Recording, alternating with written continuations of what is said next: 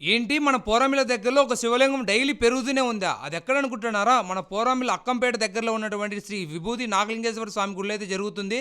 విభూది నాగలింగేశ్వర స్వామి గుడి చరిత్ర తెలుసుకోవాలంటే వీడియో ఎండ్ వరకు అయితే చూడండి.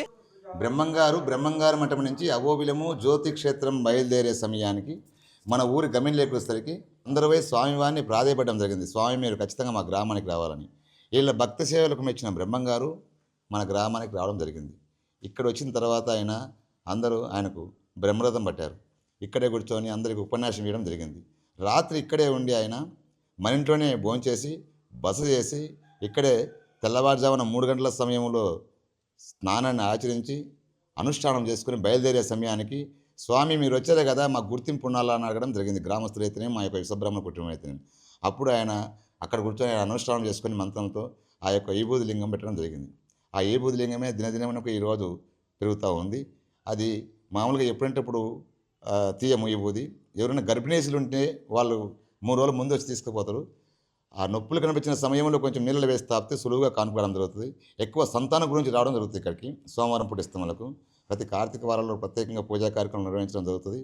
మీరు చూస్తున్నట్టయితే ఇంకా ఇప్పుడు చూస్తే మీకు విషయం అర్థమవుతుంది. ఒకసారి చూడండి. ఇది ఆయన స్వయస్థాలతో పెట్టినటువంటి లింగం. ఈ లింగం అయితే ఇప్పుడు మనం ఇక్కడ తీసుకున్నటువంటి లింగం చూస్తే ఆయన లోపల ఎక్కడి నుంచిందో మనకు తెలియదు. వాస్తవానికి మనం కొంచెం గిల్లితే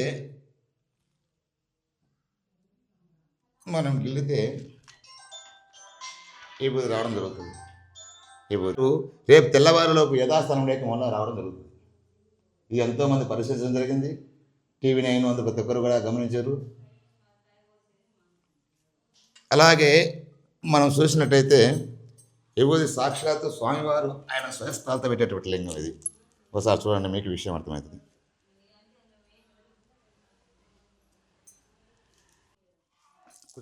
అసలు బ్రహ్మంగారు కాలజ్ఞానం ఏం రాశారో తెలుసుకోవాలంటే నెక్స్ట్ వీడియో కోసం వెయిట్ చేయండి. జై శ్రీరామ్.